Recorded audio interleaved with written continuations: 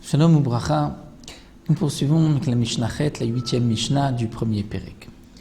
La Mishnah nous enseigne le cas de celui Matzah qui a trouvé Igerot Shum. Igerot, ce sont des lettres, Shum, d'évaluation. C'est-à-dire que le Beddin, le tribunal, a évalué le bien du lové de celui qui a emprunté. Dans le cas où Réhouven emprunte de l'argent à Shimon et que Réhouven n'a pas de quoi rembourser, on fera une saisie des biens de Réhouven. Bien sûr, les biens de Réhouven doivent être évalués. On ne pourra pas dire, puisque Réhouven doit de l'argent à Shimon, peu importe le prix de ses biens, on fera une saisie, on prendra le terrain de Réhouven pour le donner à Shimon, donc il faut l'évaluer. Qui va l'évaluer? C'est le Beddin. Le Beddin va évaluer le bien et va marquer sur un papier, sur un shtar. Le shtar, c'est un parchemin à l'époque, puisque c'était le papier de l'époque, mais ça peut être aussi un morceau de papier. On a marqué le prix du bien, il a été perdu, il est retrouvé, qu'est-ce qu'on en fera? Ou encore, Igerot Mazon. Sur un shtar, il est marqué qu'un tel s'engage à nourrir la fille de sa femme. Donc sa femme, deuxième mariage, se marie alors qu'elle a déjà eu une fille. Le mari, le nouveau khatan, s'engage de nourrir la fille de sa femme et il va marquer sur un shtar, au moment du mariage, comme quoi il s'est engagé à nourrir la fille de sa femme. C'est ce qu'on appelle Igrot Mazon. Ou encore, une autre explication, nous dit le Rabbeinu Ovadia Mibartenoua, c'est que le mari doit nourrir sa femme, doit nourrir une fille de sa femme lorsqu'il s'est engagé. Et dans le shtar, il est marqué qu'on va vendre le terrain du mari pour nourrir sa femme. Ce shtar a été trouvé, quel est le din? La Mishnah va nous l'enseigner. Ou encore shtar et khalitsa. On a trouvé un shtar dans lequel il est marqué que Madame Intel a reçu la khalitsa de son beau-frère. De quoi il s'agit? Comme nous le savons, lorsqu'un homme décède sans laisser d'enfant, son frère doit épouser sa femme, c'est-à-dire il doit accomplir le yiboum, la mitzvah du yiboum le lévira. Dans le cas où il ne veut pas, on procédera à la khalitsa. Khalitsa minashon khaloutz. Khaloutz an-na'al, elle va déchausser la chaussure, donc la sandale de son beau-frère. Elle va cracher à côté, comme c'est marqué dans Masechet Yevamot, comme c'est marqué dans la Torah, et elle dira ainsi, on fera celui qui n'a pas voulu reconstruire la maison de son frère. On a marqué sur un shtar comme quoi cette femme avait reçu la khalitsa, elle peut dorénavant se marier avec qui elle voudra, puisque tant qu'elle n'a pas accompli la mitzvah de khalitsa, elle est liée à son beau-frère et elle ne peut pas se remarier. Donc on a trouvé shtar et khalitsa. Qu'est-ce qu'on en fera? Ou encore Meunim.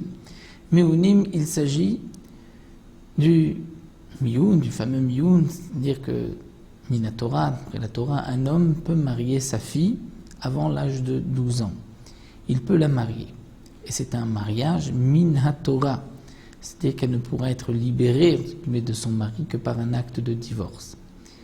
Mais la mère ou le frère, donc la mère de cette fille, ne peut pas marier, si le père est déjà décédé, la mère ne peut pas marier sa fille, devra attendre l'âge de 12 ans, où elle sera donc elle-même majeure d'après la Torah, où elle pourra se marier. Malgré tout, les Chachamim ont institué, pour une orpheline, une yétoma, qui n'a pas de père pour la garder, entre guillemets, alors les Chachamim ont permis à la mère ou au frère de cette petite fille de la marier. Mais elle pourra, à l'âge de 12 ans, refuser ce mariage. Et rétroactivement, le mariage est annulé. C'est comme si elle n'a jamais été mariée. Donc on marquera sur un shtar qu'à l'âge de 12 ans, mademoiselle et madame telle mariée, un tel, par la mère ou le frère, a refusé ce mariage, c'est le mioun. On a trouvé ce shtar dans la rue, qu'est-ce qu'on en fera? Un autre cas, shtaré berourim, c'est-à-dire lorsque deux personnes ont un litige d'argent, ils vont se tourner vers le Beddin, le tribunal. Mais ils ont aussi la possibilité, comme nous le verrons dans Masechet Sanhedrin, de Zeborer lo echad ve Zeborer lo echad, c'est-à-dire que un choisira un juge, l'autre choisira un deuxième juge, et le troisième sera choisi par les deux personnes, ou les deux juges. C'est une marloquette dans la Mishnah, dans Masechet Sanhedrin. Donc, Shtare Berurim, c'est marqué, un tel a choisi tel dayan, tel juge pour être jugé. L'autre aussi a choisi tel juge. On marquera sur un shtar. Et ces shtarot sont en général écrits par le Beddin, le tribunal. V'chol ma'aseh Beddin, ou tout autre acte, tout autre ma'aseh Beddin écrit par le Beddin, s'ils ont été trouvés à Rezé Yarzir, on pourra les rendre. On pourra les rendre étant donné qu'il y a la main du Beddin au milieu, donc nous sommes sûrs que la Khalitsa a bien lieu, de même Shtare Beruim, Shtare Mazon, on n'écrit pas de shtar tant que nous ne sommes pas sûrs de ce qui a été fait. On n'écrit pas pour une Khalitsa ou un mioun, lorsque la Khalitsa a été faite, on écrit.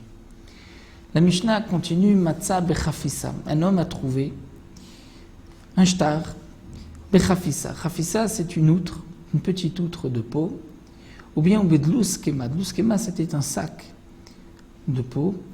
Le vieillard avait l'habitude, à l'époque, d'utiliser ce sac, une petite valise, ils mettaient tout ce qu'ils avaient, pour ne pas les éparpiller et ensuite les chercher partout. Donc si on a trouvé un shtar dans une outre, dans un sac, où on a trouvé Tachir Shel Shtarot. Tachir, c'est-à-dire minimum, voire de 3 shtarot, qui sont enroulés l'un dans l'autre. C'est-à-dire, on a enroulé le premier, dessus le deuxième et le troisième, ou bien l'un dans l'autre, ça dépend des explications. Ou encore, nous dit la Mishnah, ou Aguda Shel Shtarot. On a trouvé Aguda Shel Shtarot. Aguda Shel Shtarot, ce sont 3 shtarot qui ont été posés l'un par-dessus l'autre. Harezé Yarzir, si on les a trouvés, on les rendra. Pourquoi? Puisque dans tous les cas mentionnés, Chafissa, Doskema, Tarshtarot, il y a un siman. Puisqu'il y a un siman, un signe, donc le propriétaire n'abandonne pas l'idée de les retrouver. Et lorsqu'on dira j'ai trouvé les shtarot, bien sûr le propriétaire dira tu les as trouvés dans tel keli, dans telle outre. Donc ça c'est ce que la Mishnah nous dit, Kama aguda shel shtarot, et c'est combien une aguda shel shtarot, combien de shtarot, chaque shurim zébazé 3 qui sont attachés, zébazés l'un avec l'autre. Et l'un dans l'autre, comme nous l'avons vu, qui sont l'un sur l'autre. Rabban Shimon Gamliel poursuit et nous enseigne que Echad alové mishlosha. On a trouvé 3 shtarot. Et ces 3 shtarot, on remarquera que c'est toujours la même personne qui emprunte. C'est marqué que Rouven a emprunté de Shimon, Rouven a emprunté de David, Rouven a emprunté de Shlomo. Puisque les 3 shtarot sont réunis, et c'est marqué que c'est Rouven qui a emprunté, donc il est évident qu'on ne va pas rendre les shtarot un à Shimon, l'autre à David, l'autre à Shlomo. On va les rendre à Réhouven, puisque dans les 3 shtarot, c'est marqué que lui a emprunté de l'argent, donc certainement qu'il a déjà remboursé, c'est pour cela qu'il a chez lui les 3 shtarot. S'il n'avait pas remboursé, on ne trouverait pas les 3 shtarot ensemble, on devait trouver un shtar chez Shimon, l'autre chez David, l'autre chez Shlomo. Donc Rabban Shimon Gamliel nous dit, Chadalové Mishlosha, si on voit que dans les 3 shtarot, c'est toujours le même qui a emprunté des 3, Yarzir la lové, on rendra au lové à celui qui a emprunté. Mais si c'est Shlosha Lovim Mechad, on voit que 3 personnes ont emprunté d'une seule personne, c'est marqué que Shimon a emprunté de Rouven, David de Rouven, Shlomo de Rouven, là on rendra Yarzir la lové, c'est-à-dire Yarzir la malvé. Dans ce cas, on rendra la malvé à celui qui a prêté, puisque les 3 shtarot portent le même nom de celui qui a prêté, donc c'est que les dettes n'ont pas été remboursées, et il a, lui, réuni les 3 shtarot, les 3 prêts qu'il avait fait. La Mishnah poursuit, Matzah shtar ben shtarotav. Un homme a trouvé un shtar parmi ses shtarot. C'est-à-dire qu'il a un tas de shtarot, il a prêté beaucoup d'argent, mais il trouve un shtar. Veno yodea mativo, il ne sait pas qu'est-ce que fait ce shtar chez lui. Donc c'est un shtar où ce n'est pas lui qui a emprunté. C'est marqué que Rouven a emprunté à Shimon, et c'est David qui les a trouvés. Donc il ne sait pas si c'est Rouven qui lui a demandé de garder le shtar, ou Shimon qui lui a demandé, ou peut-être qu'une partie du shtar a été remboursée, et on lui a demandé d'être la tierce personne en attendant que la dette soit entièrement remboursée. Puisqu'il ne sait pas que fait ce shtar chez lui, et Moulach Hachiavo Eliaou, il le gardera jusqu'à la venue d'Eliaou Navi. Il ne pourra rendre ni à l'un ni à l'autre. Peut-être que la dette a été remboursée, peut-être pas.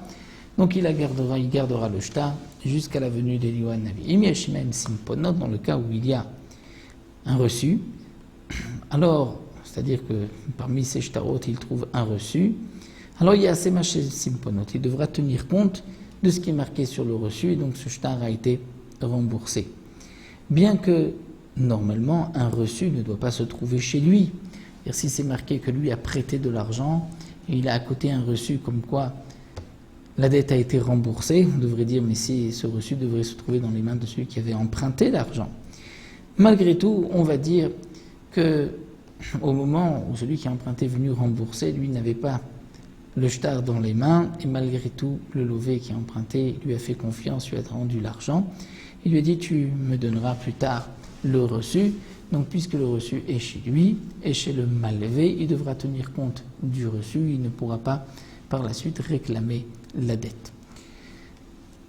Aussi pour le premier Pérec, on continuera à Bezrat Hashem avec le deuxième Pérec, on discute de toutes les métiers, de ce qu'on a trouvé, les détails, dans quel cas on pourra garder, dans quel cas on devra rendre.